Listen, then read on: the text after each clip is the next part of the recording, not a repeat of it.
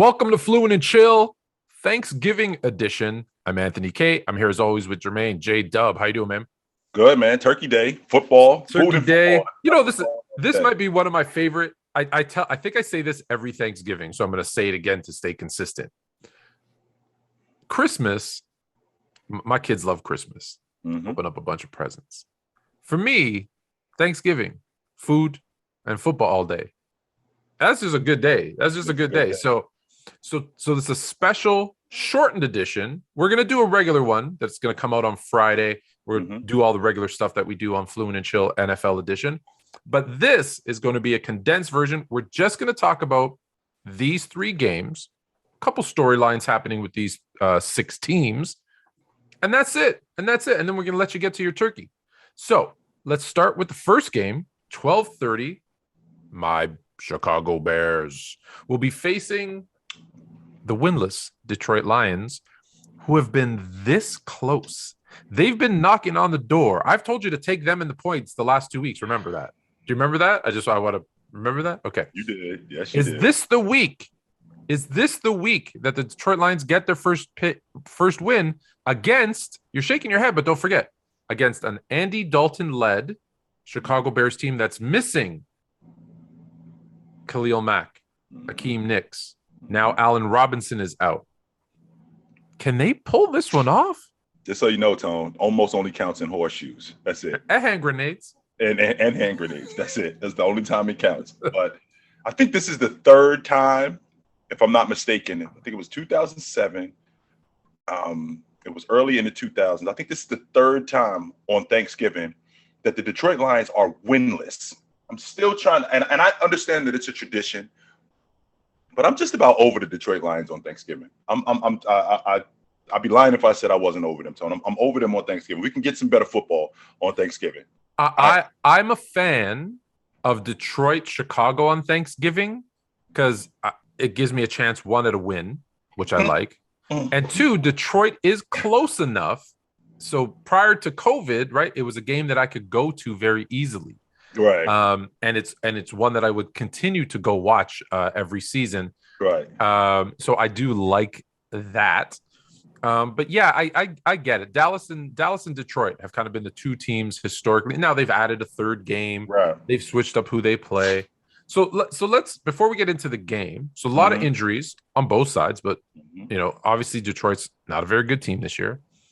Dan Campbell, you know, he's taken it in stride. I think he had said something about, oh, you mean they're not flexing us to prime time? Right? So he's got a sense of humor about it. But you remember at the beginning of the season, I said, I don't know that his style works in professional football.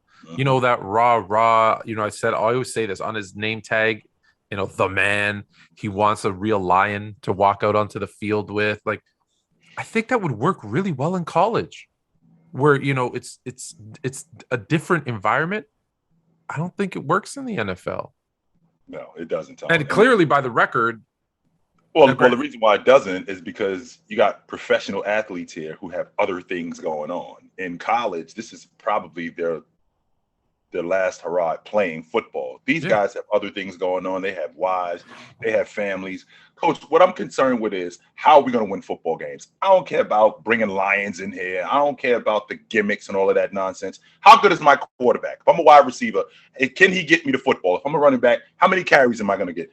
As the defense, as the anchor on defense, am I going to be able to run our defense? And what are we running? And how are we going to be successful? That's what I care about. In college, I'm 19 years old. The theatrics and all of that good stuff, it looks really good on the surface. It gets you excited. Absolutely. It gets you excited. But ultimately, we got to get on the field and play. So from the Detroit coach now to the Bears coach, a lot of rumors came out like really fast this week that the McCaskies had told him, this is going to be your last game. After coaching on Thursday, you're done. Which sounds very odd, because if you're going to fire a coach, you're not going to tell him this is your last game. Like you're going to have your last, you know, a farewell tour. Did it strike you as odd? Now it's since come out that, and I said this to you, in 101 year history, the Bears have never fired a head coach in season, not once. So I said, I doubt that it was real. Now, then the McCaskies now have come out. Matt Nagy's come out. They've all come out and said, hey, I don't know where this came from. It's a rumor. It's not true. But when you first saw it, did you think there was some truth to this? Like, did you question, like, why would they give him one last game? Well, I didn't think that. But the first thing I thought was, well, what took so long? Because I'm not objective to mid-season firing, because I mean, I'll rewind the clock back to the Baltimore Ravens in 2012. They damn sure did fire their offensive coordinator in the middle of the season. And what happened? They went to the Super Bowl. Yeah. So you can absolutely make a change in the middle of the season, and it could be for the betterment of the team. So a lot of people aren't in fan of that. I don't have a problem with that. And with Matt Nagy, it just seems very inconsistent with what he's doing. So when I think about them, the Bears organization is not, they're very much like the Steelers, where, you know, they stick with what's going on. So when I initially heard that, I was thinking, no, I don't think that they would do that. But then I'm thinking, well, what took so long? Because of what's going on with Matt Nagy. So it's interesting because, one, I think everyone knows that I'm not a fan of Matt Nagy in terms of as a head coach of the Chicago Bears. Tone, call it what it is. You over him. You've been over him. I didn't like the hire. You did, right? So I've never been. You have to be with someone to be over them. Tone is my brother, and I bring my girlfriend home, and Tone don't like her from the minute he met her. Exactly. And then he finds out that we on the rocks and we about to break up. He's like, "Look, I didn't like her from the beginning." Exactly. From the beginning. So. Now the difference is I've been telling you from the beginning I didn't like her, but that being said, so when I heard the news right away, I was like, "That's not. There's no way. There's no way." The rumors are the players, he's lost the players. They want him gone. They've, started chanting fire Nagy at Bulls games, right? The Bulls were getting smoked by the Pacers and they're chanting fire Nagy, which I don't blame them. I will say this. I didn't necessarily love them chanting fire Nagy at his son's high school football game. I don't know about that. I think that was a little much. I don't know about that. However, when I heard the news, I thought, well, I don't think it's true, but am I allowed to cheer for the Lions to beat them today, and that being the straw that being the straw that breaks the camel's back that gets them fired? Well, first and foremost, he's getting fired anyway, Tone. There's no way you can cheer for Detroit in an effort to get him fired. To get him fired quicker? No, absolutely not, Tone. I can't believe you just said that. I was asking the question. I was just asking the question. All right. So let's we'll save our picks to the end. So let's go. So the next game. So look, let's be honest. People are this is a good game to prep your food, cook your turkey too, because it's not going to be a very good game. Let's just call it what it's going to be. Mm-hmm. This game, however, is shaping up to be closer than I originally thought. And I'll tell you why. Raiders and Cowboys. Raiders are they're heading in the wrong direction. Obviously, they've had a lot of off the field stuff this season, and I don't necessarily blame them for not being totally focused. But the Cowboys are without CeeDee Lamb, it looks like, and without Amari Cooper. Could this be like one of those sneaky, you would think the Cowboys would blow them out, and I still think the Cowboys are going to win, but again, we'll get to our picks in a minute. But do you think the Raiders can overcome all the off the field stuff that they're dealing with?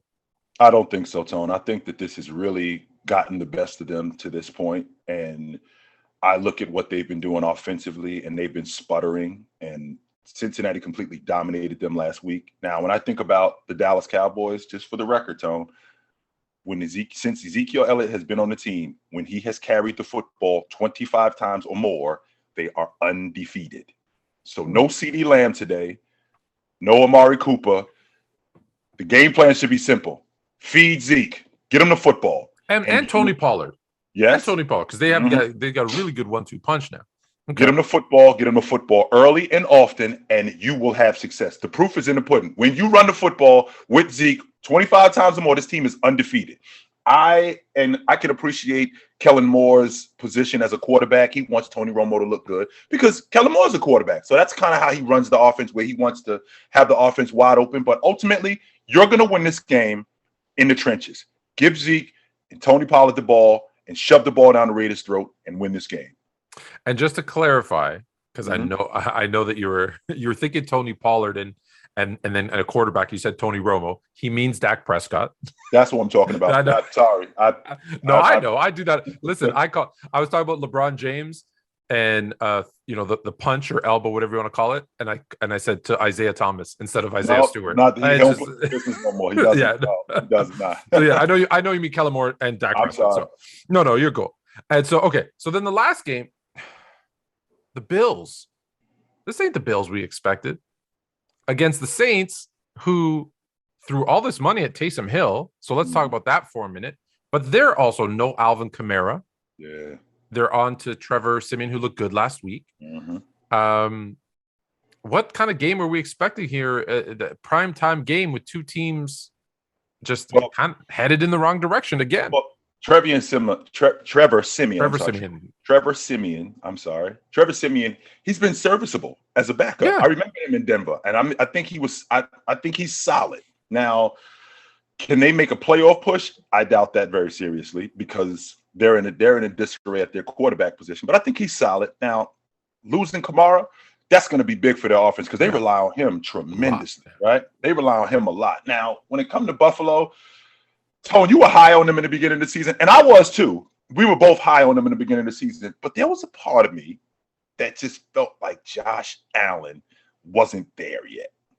And he shows me flashes of who he was 2 years ago when he's throwing the ball all over the field and he's making plays where you would think, what are you looking at right there? So they have to get themselves back on track if they're going to have an opportunity to compete in the AFC. And I do think that they win today. Tonight, So we'll make our official picks in a second. So I want to talk about that for a brief minute. When the expectations are low, it's really easy to play well, right? Because no one's expecting anything from you. And when teams aren't expecting you to be good or great, right? They're not giving you their best. And I think this season, this is the first season the Bills, listen, there's expectations. There was, hey, these guys and the Chiefs are probably 1-2 on who's going to represent the AFC in the Super Bowl. So what happens? Well, now there's a target on your back. Every team starts coming out and giving you their best. You maybe listen to that media hype and think you're that good. And you flick the switch a little bit, you turn it off, and you go into Jacksonville thinking this is an easy win because we're the better team, and you lose. Here's the thing. Jacksonville didn't think that. Jacksonville gave it their best, and they win that game. Correct. Well, now you've also flicked that switch off. And unfortunately, that switch that we talk about, that isn't actually a switch because you can't just flick it back on again. No, you cannot. It's more like a generator, and you got to pump in some gas and pull on the cord, and sometimes you can't get it back. And I'm afraid that unless they get a win like today, which is a much needed win, they might have turned it off and don't know how to turn it back on again. Well, the problem that we having with this team, Tony, they remind me of the Atlanta Hawks in the NBA. So in November of 2020, if I would have said to you, Tony, I got the Atlanta Hawks going to the Eastern Conference Championship, you would have took them headphones off and you'd have been like, yo, get this dude away from me. He has no idea what he's talking about. Instead, they're in the Eastern Conference Championship and they look really good. Only now the expectations are higher. Maybe Atlanta can get back to the Eastern Conference Championship. Well, now what's going on is y'all not sneaking up on anybody. Right. Everybody's prepared for you now. Well, the same thing with the Buffalo Bills. They're in the AFC Championship last year. Josh Allen is one of the better quarterbacks in the game. And now the expectation is, well, we have to get a step further than where we got. You're not sneaking up on anybody. And the idea that that generator has to get going. Well, you guys aren't that good. You guys aren't good enough to be able to just turn the switch on. You're not that good. You're good. You're just not that good. And they've fallen behind the eight ball. They're falling behind the eight ball just a little bit, Tone. I don't think that they're done yet, but they've got to get it going. Absolutely. So let's make our picks. So in the early game, these are our official picks now. We got Bears and Lions. Listen, I'm not going to be rooting for the Bears. Sorry, I'm not going to be rooting for the Lions to beat my Bears. Are you sure, Tone? Are we sure? I will be wearing my Bears jersey with a big old turkey leg in my left hand and a beer in my right hand, and I will be screaming at every play. Like last week, where I almost had, and we'll get to, on Friday's NFL edition, where I almost had a heart attack with the way that game ended. So I was like in the SNL skits where like Matt Farley's pounding his chest because that was me at the end of the Bears game last week. So let's go. So I'm sticking with the Bears. Bears or Lions? I think I know your pick, but I'm going with I'm not betting against the Bears in this game. No, I think the Bears beat them. Raiders and Cowboys. I think the Cowboys handle them. I think they run the football, and I think they handle them this week. I'm with you. I think that they're even without CD Lamb and Amari Cooper. I think they're too strong for a distracted Raiders team. Mm-hmm. Bills and Saints. I think that Buffalo gets it back on track this week, and I think they get back rolling. Even though they haven't looked good as of late, I think they get back rolling. Well, it's a clean sweep. We're all on I'll call it the 3 Bs: the Bears, the Boys, and the Bills. There you go. And the Lions, Raiders, and unfortunately the Saints, where I'll be losing this week. All right. So that's it for a very special edition of Fluent and Chill NFL edition. Thanksgiving Day. Go enjoy yourselves and be safe.